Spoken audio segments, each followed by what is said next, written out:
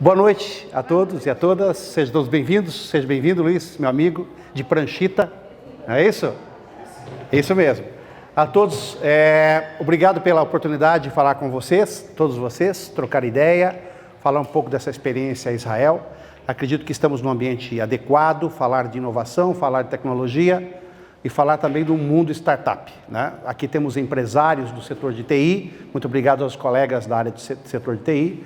Temos também pessoas de outra aceleradora aqui, né? Ramon e Álvaro, obrigado pela presença. E temos também, para o final, a presença de um empreendedor, de um empresário de São Paulo que está visitando aqui Cascavel, tem familiares em Cascavel. Eu convidei para ele ter aqui uns minutos no final, falar da sua empresa, que é o Gabriel Cecílio, da empresa Olo Ahead. Ele vai falar para vocês sobre esse projeto que eu acho bastante interessante aproximarmos de Cascavel. Muito bem. Vamos começar aqui mostrando um pouco essa imagem que está projetada. Essa imagem, ela foi tirada por mim dentro inclusive do ônibus. Dá para perceber ali que tem ali um papel com clipes, né? Ali dá para perceber que tem um espelho, né? E essa foto mostra um pouquinho da realidade de um país que 60% do seu território é deserto. Esse deserto aí, pedras e areia. Com a chuva média de 30 milímetros ao ano. Um país que não tem água, um país que tem vizinhos um pouco nervosos demais, né?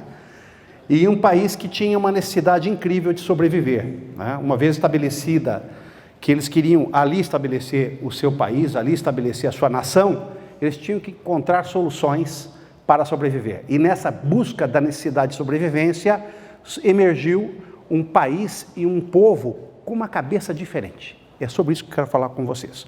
Falar daquilo que nós chamamos hoje de mindset. Eles têm um mindset completamente diferente do nosso comumente conhecido. Qual é o nosso comumente conhecido? O nosso, de uma origem sul-americana, que temos uma tendência a reclamar de tudo, esperar que o governo faça alguma coisa por nós. Temos ou não temos essa tendência? Esperamos soluções que caiam do céu e que saia de políticos e de governo. E o que eu vou mostrar para vocês é um país que está muito fora desse contexto. Um país que teve que sobreviver a muitos percalços. Começando pela cultura, aqui tem um paralelo, né, do antigo e o novo. Essa foto, eu adoro essa foto porque ela mostra essa combinação. Aqui, essa cidade antiga é a cidade de Jaffa ou Iafo, que é a atual Tel Aviv. Ali começou tudo há praticamente 3.000 anos atrás. E a cidade está preservada, logicamente ela foi destruída, reerguida várias vezes, mas ali as edificações que estão vendo têm aproximadamente 1.000, 1.400 anos, 700 anos, dependendo da construção. E é uma muralha, cercado por uma muralha, em que eu e a Estefânia, minha querida sócia e esposa, e tivemos a oportunidade de, na última vez, conhecer, explorar muito bem Iafo, Jaffa. É uma cidade que foi a abertura, o ponto de abertura da expansão, né? Porque ali era um porto importantíssimo de toda a transação que havia no antigo, o que nós chamamos hoje de Europa, para chegar a outros continentes, indo pelo Mediterrâneo, para chegar até a abertura da Ásia, que Israel é a abertura da Ásia. Então, a porta de entrada da Ásia. Então, para você entrar na Ásia vindo da Europa, necessariamente tinha que aportar em Israel, hoje Israel, no passado, o porto de Jaffa, o porto de Iafo. E ali se fazia todas as transações que eram necessárias com a Ásia. E aqui embaixo, né, pasmem, para quem só conhece Israel, da imagem de Jerusalém, ou a imagem religiosa, essa é a Tel Aviv de hoje, uma cidade ultramoderna, edifícios e arranha-céus lindíssimos, e empresas de ponta operando nessa cidade. Então, o contraste. E o contraste acima, com esse senhor, que é um religioso ortodoxo, judeu, fazendo a sua pregação ou a sua oração diária no Muro de Lamentações. Perto de 12% a 15% da população em Israel são ortodoxos, religiosos ortodoxos como ele, que se vestem dessa forma o dia todo, e tem uma família toda religiosa e não trabalham, simplesmente estudam o Talmud. E aí, com isso, o governo tem que bancar bancar essa família que tem, em média, 5, 6, 7 filhos, tem que bancar essa família por conta de um padrão, um dogma, um ritual, algo ancestral, que o Estado assume e não consegue se desvencilhar desse modelo, por mais que queiram, não conseguem, e aí é um peso muito grande para o país. Um país que tem que sustentar muita gente só estudando e respeitosamente batendo a cabeça no muro de lamentações, né? O muro das orações. Esse muro tanto é sagrado para os judeus, como também é sagrado para os árabes, né? Que lá também frequentam, do outro lado, é separado os judeus dos árabes, né? Muito bem, quero trazer para vocês um pouco desse cenário, para entender um pouco da geografia, da localização e do aspecto político que existe entre Israel. Para isso eu trouxe uma comparação, comparando Israel com o oeste do Paraná. Temos as mesmas dimensões, 20 mil quilômetros quadrados. Então, o oeste do Paraná, como nós conhecemos, é o país de Israel inteiro. Olha como é pequeno, muito pequeno. E alguns contrastes interessantes que eu quero mostrar para vocês. No Paraná, nós somos, no Paraná, não oeste, no Paraná somos 1.100 startups, mapeada recentemente pelo Sebrae, né, com 13 milhões de habitantes. Israel tem 7 mil startups nesse período que foi estudado. Hoje já são 8.300 startups com 9 milhões de habitantes. Atualizados os dados, são 9 milhões de habitantes. Então percebam a dimensão que é este país e o potencial que tem. Uma renda per capita, observem lá, Israel, 42 mil dólares. Traduzindo a renda per capita do Paraná, nós temos 8.850 dólares. Pouca diferença? Ou muita diferença? Olhe para o IDH. O que é o IDH? A renda per capita, para quem não entende de economia, não é obrigado a entender de economia, é a riqueza total produzida por um país dividido pela população.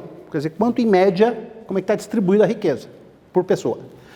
O IDH é Índice de Desenvolvimento Humano, mede longevidade, mede educação, né? E mede também outro fator que não lembro agora, longevidade, educação e saúde. Saúde. E o IDH deles é de 0,903. Quanto mais perto de 1 é o ideal, mais perto de 1 absoluto, ideal. 0,9 é o deles. O de Cascavel, que é considerado um alto IDH, está em 0,782. Para avançar uma vírgula ou um décimo dessa vírgula aí, é algo muito difícil para uma região, para um município. Eles são considerados de elevadíssimo IDH, com todas as condições que citei para vocês.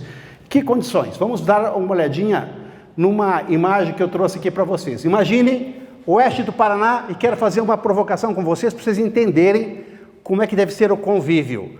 O oeste do Paraná está aqui, as cidades que nós conhecemos, Cascavel ao centro, o extremo Guaíra, aqui o extremo Três Barras, Diamante do Sul, Santa Helena, Foz do Iguaçu, enfim, o nosso oeste do Paraná, com seus 20 mil quilômetros quadrados.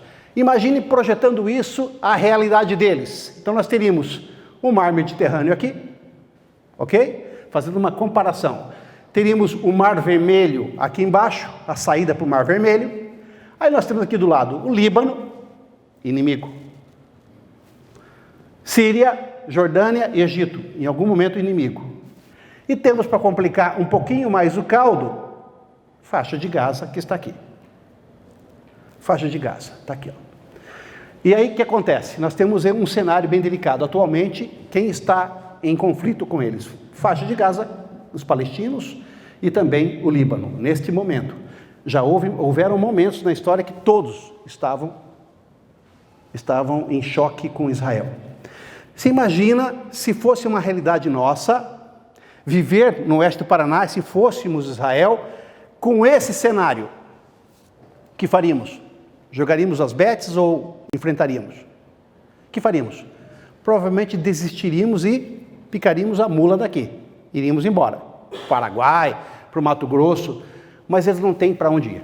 Eles não têm. É um povo que para muita gente, para muitos outros países, são indesejados. No Oriente Médio, como um todo, eles são indesejados. Não é? E eles querem se concentrar ali porque eles consideram que aquela é a terra sagrada. Não querem abandonar. Então eles têm que enfrentar isso. Como é que eles enfrentam? Tecnologia. O que eles criaram? Iron Dome. Iron Dome é o nome desse sistema que eles criaram, um sistema de antimísseis, em que eles conseguem identificar um míssil na sua largada, de um dos países, em milésimos de segundos, esse sistema configura a localização, identifica onde cairá esse míssil. Se o míssil cair em algum local com possibilidade de ter algum habitante, alguma pessoa, eles imediatamente disparam o antimíssil.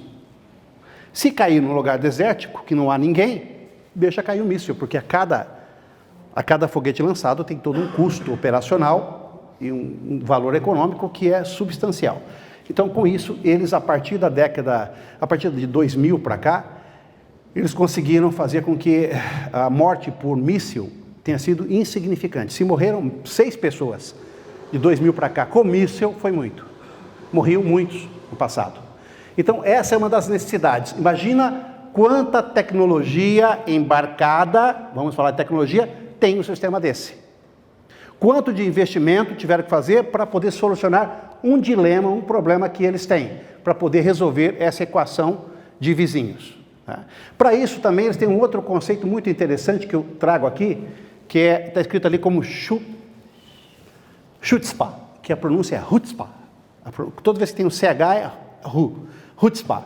O que é o Chutzpah? Chutzpah é um conceito que todo o israelense tem desde criança, que é enfrentar a realidade, né? Solucionar os problemas e não ter vergonha, não ter dúvida, não ter nenhum tipo de medo de perguntar aquilo que você não sabe e questionar tudo aquilo que te disserem. É um país questionador, um país em que um professor, para ser professor, tem que estar muito bem preparado, porque os alunos estão preparados para quê? Para questionar, para duvidar. E aí, com isso, o que vocês imaginam? Se você tem um povo questionador, alunos questionadores, empresários questionadores, o que acontece com a média do senso crítico? Elevando o senso crítico, eleva nível de consciência, de capacidade, enfim, todos uns critérios que é interessante apresentar para vocês. Então, organizei uma missão em setembro do ano passado, já tinha ido para Israel em 2008 para estudar, estudei na cidade de Haifa, voltei em 2018, obrigado pela lembrança, 2018, também para estudar, e em 2019 levei um grupo em setembro para fazer uma missão técnica. Então, para quem não tem ainda uma identificação geográfica de localização, Israel está lá nesse meinho, exatamente na porteira entre o continente europeu, continente africano, abertura para o continente asiático. Ali está Israel, metido nesse meio, e nossa viagem contemplou todo esse roteiro que vocês estão vendo aqui em destaque.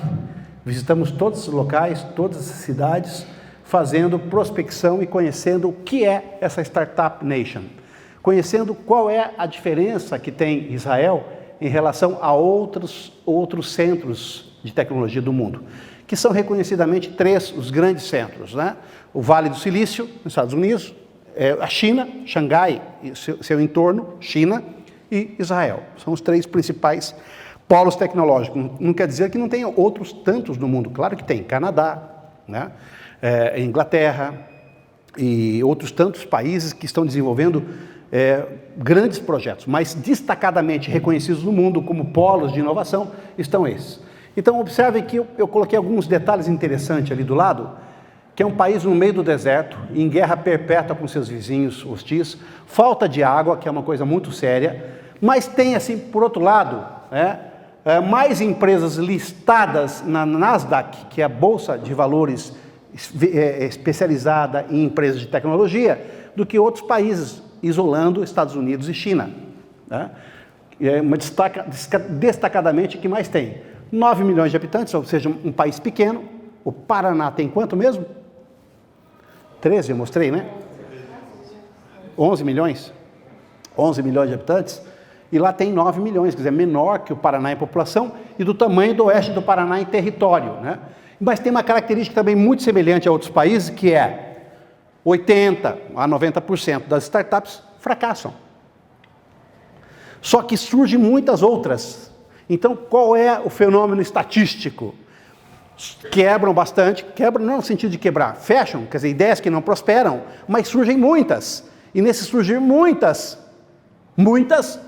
se destacam e passam a valer milhões no mercado. Né? Então ela tem um número de startups extraordinário. A missão tinha esse objetivo, conhecer o ecossistema de inovação do país, entender mais como é que se faz inovação, como é que se estrutura, quais são as tecnologias de ponta que eles estão pesquisando e avançando, por exemplo, né? Lembrando algumas que a gente conhece aqui, como por exemplo o Waze, não é isso, Ciro? O Waze que foi criado lá, o pendrive é uma invenção também deles, o sistema SAP foi criado em Israel e vendido por um professor que criou para os alemães, que operam a SAP, e assim por diante. Tem muitas tecnologias interessantes. Fomos conhecer a infraestrutura, um país que está completamente isolado, sejam todos bem-vindos. A infraestrutura e também conhecer a economia, se de fato tem uma economia sólida e como é que eles se balizam nesse processo econômico. E, baseado nisso, começamos a pesquisar e descobrir alguns números. Por exemplo, olha só que interessante aqui. Lá tem uma startup a cada 1.000 habitantes. Uma startup a cada 1.000 habitantes. Para ter um comparativo, aqui no Brasil é uma startup a cada 16.500 habitantes. Para se ter uma noção. Tá? Outra questão que chama atenção aqui também é esse quadro aqui. Lá, a medida, ali faltou só 1.000. A medida de investimento, quanto se investiu em cada startup lá? Média, $809 mil de sucesso, startup de sucesso. $809 mil em startup de sucesso, faltou só 1.000 lá. Enquanto, né, em outros países o volume é muito menor de investimento. Ou seja, se a ideia é boa, eles colocam muito dinheiro, tem muitos fundos de investimento, colocando muitos recursos em startups. O investimento em P&D, Pesquisa e Desenvolvimento de Israel, é o maior do mundo, 4,25%. Se fala muito que a Coreia investe muito, mas ela está um pouco abaixo do que Israel, né? 4,25%. O Brasil investe 1,27% em pesquisa e desenvolvimento, e nós sabemos que muito pouco chega. E quem faz a pesquisa e desenvolvimento no Brasil são as empresas privadas, as empresas de forma geral. Tem pouco recurso de governo, lá tem muito recurso do governo e principalmente da força militar. Vou mostrar para vocês um pouco mais. Olha que dados interessantes. 5 das 25 mais bem avaliadas nos Estados Unidos são empresas de israelenses. A primeira, a WeWork, né, criada por um israelense, com sede em Nova York, que tem unidades espalhadas pelo mundo, né? Somente na cidade de São Paulo tem 8 unidades da WeWork, e assim em todos os países que nós conhecemos. O que mais chama atenção? Ela tem assim uma capacidade de gerar negócios e gerar investimento impressionante. Ela consegue, por exemplo, influenciar todo o mercado de investimento da Bolsa de Valores, Nasdaq, e também no mercado de ações, a partir das suas empresas de tecnologia. Ela passou a ser, desde 2016, a número 1, quando ela tinha ainda 6.000 startups, hoje tem 8.300 startups, a número 1 em startup per capita, mais startup por população, por pessoa no mundo. E a número 1 e também em investimentos, em capital de investimento. Muitas empresas de capital de risco fizeram base em Israel para poder investir nas startups de lá. Por quê? O custo, o benefício gerado a partir do investimento em Israel é muito maior que em outros países. Então, baixaram para lá chegaram muitas empresas com capacidade de fazer muito investimento em startup. Outro dado interessante aqui embaixo. 1 a cada 40 pessoas que vivem em Tel Aviv estão vinculadas a uma empresa de tecnologia. É uma empresa jovem, uma cidade jovem, de jovens, com muita tecnologia, todo mundo respirando tecnologia. É uma cidade vibrante, extraordinária, patins para todos os lados, uma movimentação econômica extraordinária, universidades que chamam a atenção também pela sua alta qualidade e alto desenvolvimento tecnológico.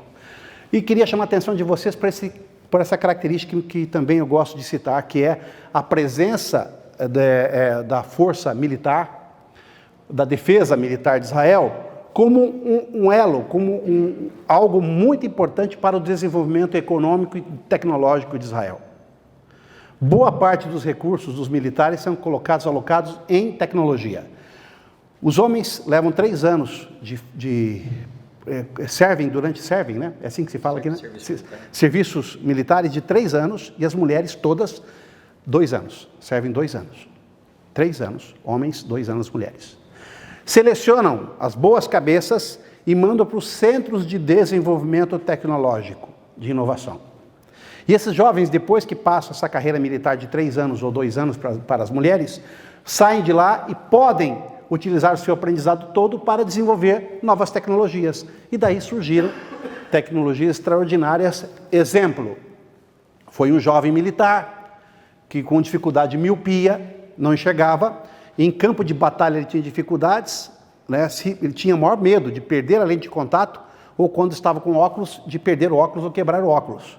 Estou olhando para o César, porque eu e o César temos as mesmas deficiências, né? Imagina você com um fuzil na mão, né? 6, 8 graus de miopia, como eu já tive, e o que você faz com esse fuzil na tua mão? Nada, né? Pelo contrário, vai levar um tiro, né? E a preocupação desse soldado era tamanha, que quando levaram ele para o centro de inovação, falou, eu preciso resolver esse problema de visão. Ele criou, ao longo de 1 ano de pesquisa, um colírio que, pingado ao olho, uma condição qualquer, né? Pingado ao olho, ele tem 8 horas de devolução da visão por completo. Será que é um bom negócio? Será que vai vender esse produto?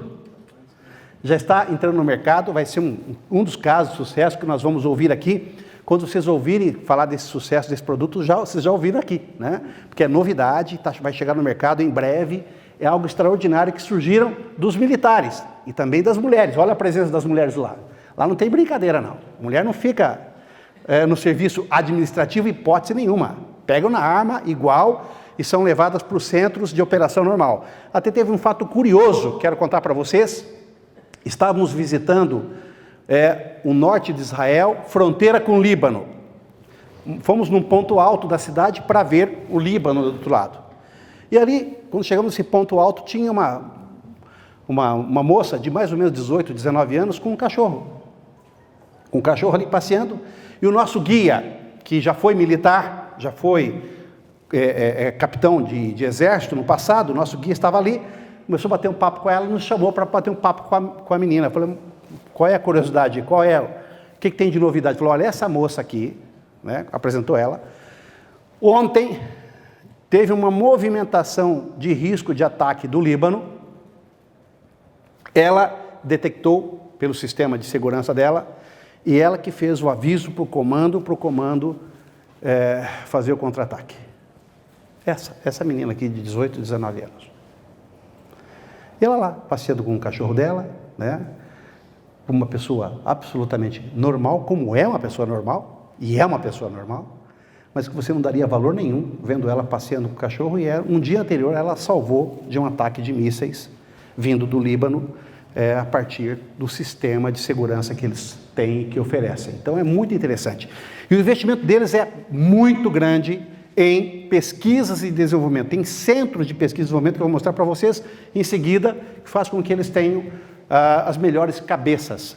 Um jovem em Israel, ele quer servir o exército. É igual aqui, né? Vocês queriam servir o exército? Os homens queriam servir? Ou foi obrigado a servir? Porque nós vamos na condição de obrigado a servir. Lá eles querem. Tanto é que existe uma disputa lá, porque os judeus ortodoxos é a única categoria que, mesmo sendo obrigado, tem um acordo político com o governo de não mandarem seus filhos para o exército. E aí tem uma disputa toda eleitoral, toda uma disputa política nesse tema. Eles querem, os filhos querem, os pais não deixam. E tem um acordo com o governo para não aceitar. Então percebam que existem problemas em todos os lados e eles também têm que resolver esse problema. E parece que vão resolver, porque o atual primeiro-ministro, fazer uma brecha política agora, o atual primeiro-ministro, foi 2 vezes agora para a eleição esse ano, na segunda eleição agora em 17 de setembro eu estava lá, ele não conseguiu a maioria dos votos do parlamento, e com isso ele tentou um governo de coesão, não conseguiu, e o presidente chamou o segundo lugar e falou, olha, você tentou, não conseguiu, fica do lado agora, vamos tentar fazer com que o segundo colocado, que é um ex-militar, consiga isso. Se ele conseguir, ele passa a ser o primeiro-ministro. E tem um prazo de 30 dias para ele conseguir uma coalizão parlamentar. Se conseguir, o segundo, que é o militar, o Beni, ele entra como primeiro-ministro e uma das promessas dele é acabar com essa mordomia desse pessoal. Então, veja aí que tem uma luta interna muito séria para ser travada. Porém, para ele vencer, ele precisa da maioria. E talvez ele precise beijar a mão dos políticos ultra-ortodoxos para conseguir a coalizão. Tem todo um cenário político aí novo que vem pela frente, que vale a pena assistir de camarote. Então, vejam bem, temos aí um país que tem uma capacidade de criar novidades. É tão grande que todo o ano surge 1.300 startups. E 80% quebram, fecham, param de operar. Mas como eles têm aquele conceito do Hutzpah, o que acontece? Se eles fecham, esse conceito ajuda em quê? A simplesmente enterrar o projeto novo e começar um novo projeto, sem ficar reclamando de ninguém ou de nada. Eles não reclamam. Não tem espaço para isso lá. A ideia não foi boa, não prosperou. Ok, chuta a ideia e vamos para outra. Vamos aprender como não fazer aquela ideia repetitiva que não deu certo e reaprender o que o mercado espera e novamente levantar novas ideias e começar uma nova startup. Esse é um conceito que nós precisamos mudar urgentemente em nossas cabeças. Nós somos reclamões, dependentes do outro e sempre queremos um pouquinho de colo. Não tem espaço para colo, gente. No mundo startup, principalmente, não há tempo para isso. Não deu certo a ideia? Ninguém comprou a ideia? Chuta, vamos para outra. E acabou. Lá também quebram, lá também fecham. 80%. Outra base. Uma base, então, são os militares. A força de defesa é muito interessante e faz um investimento maciço em tecnologia. Por outro lado, a academia é totalmente integrada aos meios produtivos e à economia local. As universidades existem para atender uma demanda de mercado. E o mercado proporciona um crescimento e proporciona uma necessidade natural de utilização da academia como fonte de pesquisa, desenvolvimento e aprendizagem. Integração perfeita, igual nós temos aqui.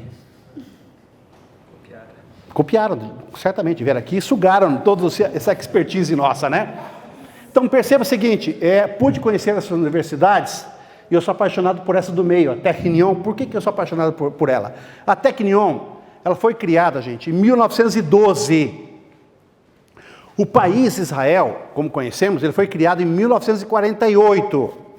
Então, você não tinha um país, estavam lá em conflito, brigando quem que ia ser o dono da terra, e eles, judeus, criam uma universidade tecnológica, em 1912. Tenta imaginar o que era 1912 no Brasil. Café, cana, não é isso? Açúcar e floresta. Era só isso. Então percebam a diferença absurda que é o pensamento de um país. Eles sabiam que para submergir, para buscar uma identidade alternativa socioeconômica, eles precisariam ter algo diferente. O algo diferente é tecnologia. Instituto de Tecnologia Technion. Criaram como? Criaram e colocaram todos os cursos de engenharia que existiam à época em funcionamento. Engenharia hidráulica, engenharia de produção, engenharia têxtil, engenharia tecnológica, engenharia de qualquer sistema, engenharia civil, enfim. Todas as engenharias que existiam, engenharia de agronegócio, que existiam na época, eles criaram os cursos. Em 1924 começaram a funcionar. Chamaram para a inauguração ninguém menos que Albert Einstein. Inaugurou a universidade. Então percebam que a cabeça é outra, né?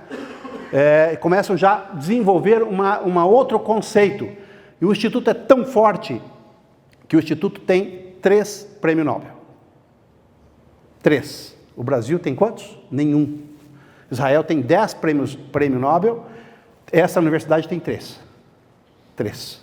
Então, vale a pena destacar isso. Além dessas outras universidades e outros centros de excelência em tecnologia, como a Weizmann e a Herzliya, nós conhecemos. A Weizmann será a próxima a ser visitada. E conhecemos aqui também alguns dos projetos que eles estão desenvolvendo nessas universidades e nesses centros de pesquisa. Algumas empresas que a gente conhece, outras não, outras vendem, todas elas são baseadas em mercado internacional, muitas na Europa, Ásia, né, e algumas mundiais, como a Wix, por exemplo, que é mundial. Né? Quem mais é mundial aí que vocês conhecem? Conhece mais alguma ou não? Fiverr, Wix, alguma outra, né? Enfim, Checkpoint, está aí também, né?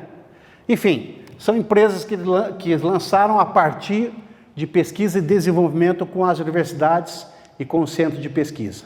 Aqui já é uma foto da nossa visita técnica, nós visitando uma empresa de tecnologia do agronegócio.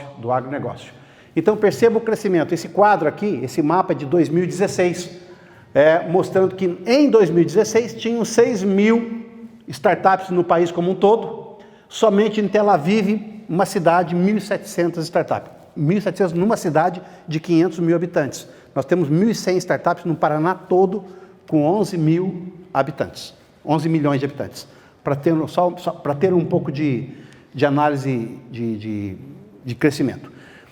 Aqui é a ordem de crescimento das startups, né? Saltou 41% e hoje tem 8.300 startups, fecharam 2019 agora, no último mês de outubro. Quando voltei de lá em setembro, em outubro, chegaram a esse patamar de 8.300 startups.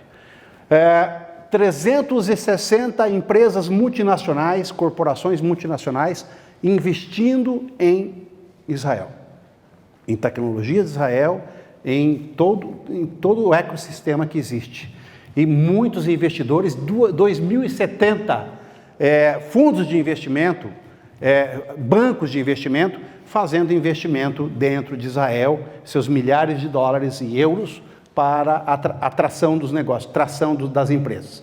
Outra visita que nós fizemos foi numa plataforma chamada The Platform, que é essa plataforma? É uma aceleradora, uma pequena aceleradora bancada pela Prefeitura Municipal de Tel Aviv, numa região pobre da cidade.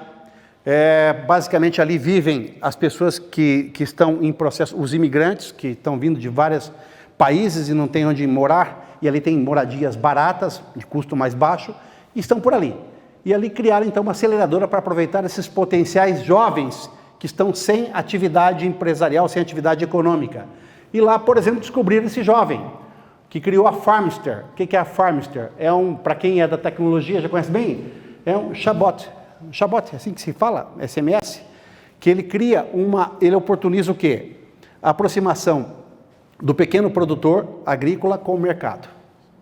Ele está colocando esse produto na África de uma forma extraordinária, né? Já colocou em vários países, Tanzânia, Nova Guiné,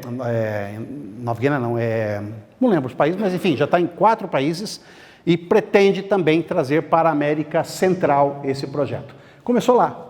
É um projeto que certamente, brevemente, valerá alguns milhões de dólares. Esse centro de inovação foi o que mais me chamou a atenção, o Taglit.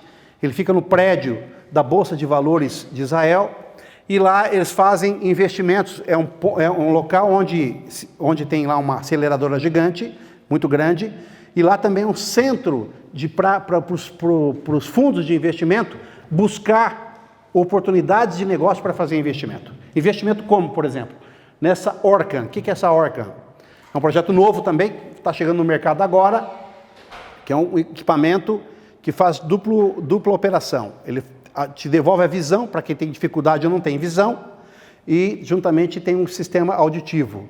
Ou seja, ele colocado num óculos, mesmo sem lente, faz com que você, ao chegar perto de uma pessoa, você pede para a pessoa dizer o nome, ela filma a pessoa e a pessoa diz o nome, coisas, objetos, letras, painéis, carros, placas de carros, qualquer coisa, ele grava milhares de informações e aí toda vez que você está andando, ele vai identificando as pessoas. Fala, você está à frente do Sérgio, Dani, Fernanda, e começa a identificar as pessoas ou coisas, ou para você utilizar para fazer leitura de livros, ou utilizar para qualquer coisa. Ou seja, devolve a visão para quem não tem.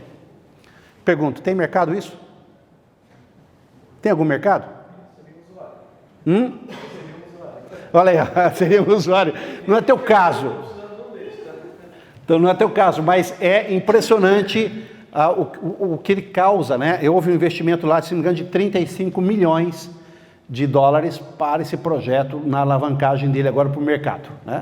Esse outro produto também interessante, que já está no mercado, a Fuelcam, esse já está no mercado.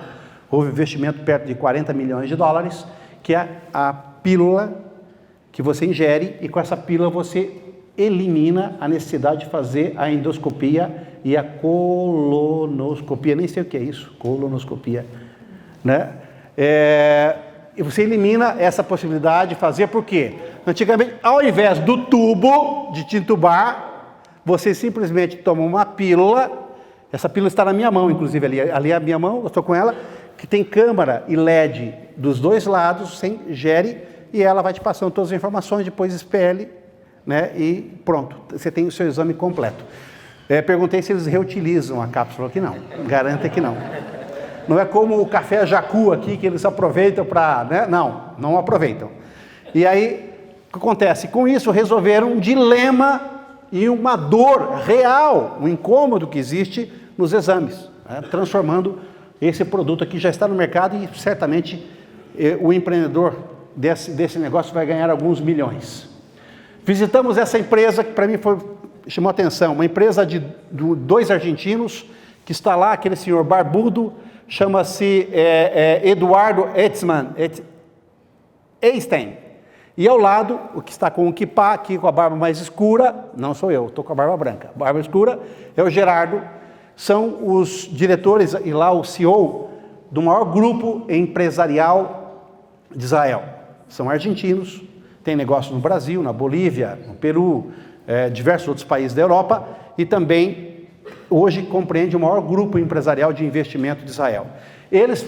Um dos braços deles é fundo de investimento. Investiram em todos esses projetos aqui e outros tantos. A Fuelcam foram eles que investiram perto de 50 milhões, 40 e poucos milhões de dólares. Esse projeto aqui no fundo, que está na minha mão também, é para a coluna vertebral. Investimento de 50 milhões de dólares que naufragou. Mostraram sucesso e mostraram fracasso. 50 milhões de dólares que naufragou. Por que naufragou? Porque o FDA americano, não aprovou o produto. Porque o produto, fizeram todos os testes, aplicação em pessoas, tudo certinho. Mas o FDA não aprovou porque aquele espaço ali, aquela borracha, ao movimentar-se a coluna, ele produz um barulho. E aí o FDA não aprovou. E não aprovando no FDA, você tem várias barreiras comerciais nos Estados Unidos e outros mercados que estão sempre de olho no FDA. E com isso não valia a pena o esforço de comercialização do produto com a rejeição do FDA. 50 milhões jogado fora. E com isso eles pararam de investir? Se perderam 50 milhões? Lembra do Hutzpah? Hutzpah na cabeça, o que faz o israelense? Bola para frente. Vamos atrás de outro projeto. Tá certo? E aí fizeram esse outro projeto que estão agora lançando no mercado, que é o CartReal, que vão ganhar muito dinheiro. O que eles fizeram? Descobriram que um certo coral específico, um coral, extraído aquelas bases do coral, colocando num joelho em que você tem problema com cartilagem, que eu sei que alguns já tiveram problema aí de joelhos, de cartilagem. Quem tem problema de joelho aí? Com sistema, né, de cartilagem. O que esse sistema aqui faz? Ele produz o que é necessário para a substituição da cartilagem. Ele gera um processo natural que faz com que você produza o que é necessário para resolver o teu problema de cartilagem e com isso você não precisa fazer a cirurgia. Será que vai ter mercado esse produto? extraordinário, né? Uma revolução na área da medicina, que estão agora lançando esse produto no mercado nesse momento também. Vocês certamente conhecerão em breve a respeito desse processo. É um grupo empresarial que investe desde empresas aéreas a empresas como, por exemplo, a Cellcom, que é a maior empresa de telefonia do país, e outras tantas empresas, inclusive em parques e centros tecnológicos, que eu vou mostrar mais à frente. Vale a pena copiar depois esse endereço e pesquisar um pouco mais a respeito dessa empresa aí. E aí fomos também visitar a Technion, minha terceira visita à Technion, né? Sempre fico entusiasmado quando vou lá. Aqui é apenas um dos prédios, o prédio central que nós visitamos. Ele é considerado o MIT de Israel, né? Como o MIT para os Estados Unidos é a referência em pesquisa e desenvolvimento, lá tem o Technion, né? São três prêmios Nobel, 10 no total, e são 18 faculdades integradas de todas as áreas, de aeronáutica, mecânica, engenharia civil, 15 mil alunos, 1.200 professores e aproximadamente 6 mil alunos em graduação e 9 mil alunos em pós-graduação e 9 mil em graduação. Uma cidade maravilhosa, com tudo integrado de tecnologia, nada diferente das nossas universidades, se não fossem os resultados que eles produzem. A diferença é o resultado. Eles têm uma integração muito forte entre o mercado. Entre as revoluções, é o parque tecnológico deles, o Centro de Inovação Tecnológica da Universidade, que, entre outros projetos, tem esse projeto bastante conhecido, que é da Mazor Robotics, que criou soluções como, por exemplo, a cirurgia de colunas robotizada, sem utilização de nenhuma mão de obra específica, e sim tudo robotizado, fazendo com que as cirurgias de coluna fossem um absoluto sucesso, com 100% de êxito, sem nenhum risco de contaminação, coisa parecida. E isso vem revolucionando o mercado de cirurgias, né? São alguns dos projetos que nós conhecemos. E também ao extremo, projetos que saem da tecnologia e vai para um extremo bastante social. Conhecemos essa faculdade, que ainda não é uma universidade, na divisa com o Líbano, ao norte de Israel. E nessa universidade, o que chama atenção nessa faculdade é os diversos programas de tecnologia que eles estão começando a desenvolver com todo o norte de Israel. O que chama atenção? Eles estão levando faculdades para extremos onde não tinha, o pessoal não tinha acesso, e também possibilitando que os vizinhos, nesse caso os libaneses, possam se utilizar também dessa faculdade para desenvolver tecnologia. Por mais que eles estejam em conflito, há também acordos bilaterais para que os jovens possam utilizar-se do desenvolvimento das faculdades. E lá eles trabalham com pesquisa e muita inovação, principalmente inovação na área social. Mas o que chama a atenção é que nós tivemos lá uma reunião dentro de uma sala muito hermeticamente fechada. Fomos entender que eles têm toda semana estudos, teoria de teórico e prática de autodefesa em caso de ataque de mísseis. Então eles desenvolvem muitas tecnologias para como salvar pessoas, como curar, como tratar pessoas em situação de ataque de mísseis, né? É uma das propostas dessa faculdade, preparar pessoas comuns, não médicos, preparar pessoas comuns para lidar com situação de conflito, como lidar com isso. Fomos também para o deserto, e no deserto, para minha surpresa, não conhecia esse pedaço ainda, fomos para Beersheba. Beersheba é uma cidade de aproximadamente 200 mil habitantes, 200 e poucos mil habitantes, que fica no deserto, e lá era uma cidade um pouco caótica, uma cidade já universitária, mas um pouco caótica.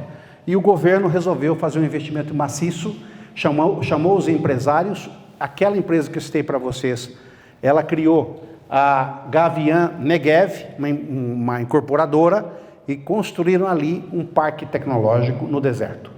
E esse parque tecnológico existe há 6 anos, onde antes de 6 anos era basicamente todo deserto, e construíram essa cidade tecnológica.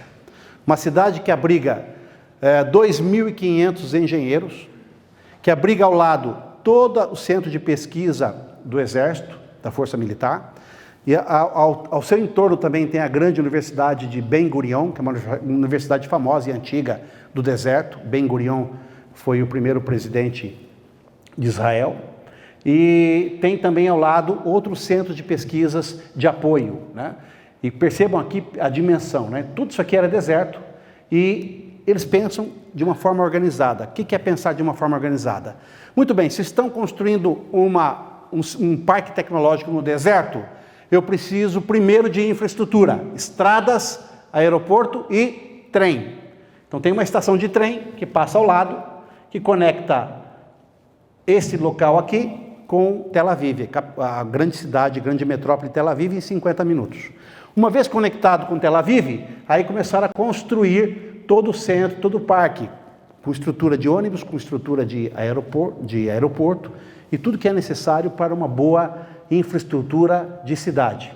E aí começaram a surgir os investimentos das empresas, atraíram empresas como IBM e outras tantas empresas, né, mundiais, para fazer investimento lá, como essas empresas aqui, a Dell, a Rafael, a IBM e outras tantas empresas que fizeram, Oracle, que fizeram investimentos nesse parque tecnológico.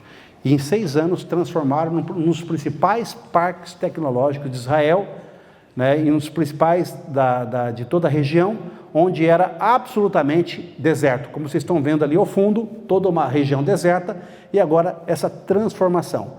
Qual que é o objetivo deles? O objetivo deles é, em 10 anos, chegar a 10 mil pessoas envolvidas no parque tecnológico. 10 mil pessoas.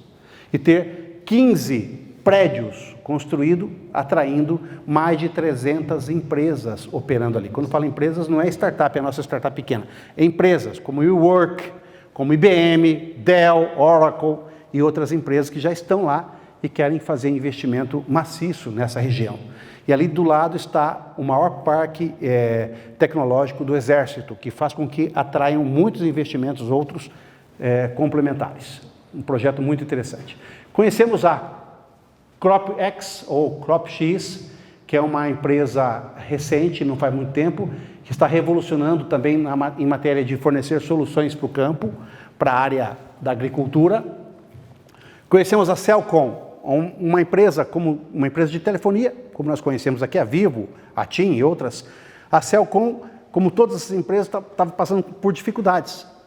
E foi comprada pelo grupo IDB e mudou radicalmente o seu foco, investindo em alta tecnologia e soluções para Smart Cities.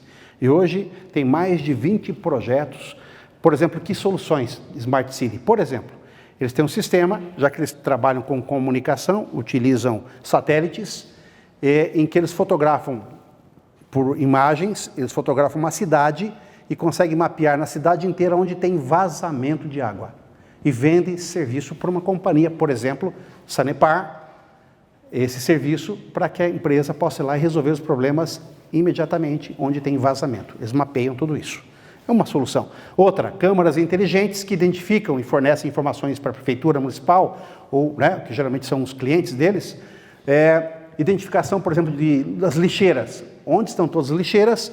Quais lixeiras estão cheias, que precisam da remoção imediata, e já organizam o melhor roteiro para a prefeitura fazer o recolhimento dessas lixeiras. E aí por diante. Segue mais de 20 projetos que eu conheci lá, uma empresa interessantíssima. Essa é a Parcan de um empreendedor que já chegou no Brasil, está presente já em Florianópolis, São Paulo, Rio de Janeiro. Ele soluciona o problema de estacionamentos. Você saindo, imagine nós num grande centro, não é um dilema ainda em Cascavel, apesar que já temos dificuldade. Mas imagine Florianópolis, São Paulo, Rio de Janeiro. Você ir para uma região de Florianópolis, por exemplo, que é conhecido por muitos, ir para uma região de Florianópolis e você já fazer aqui, através do seu smartphone, já estabelecer qual é o estacionamento que você vai utilizar, verificar se tem lugar, fazer a reserva prévia e teu lugar estará garantido.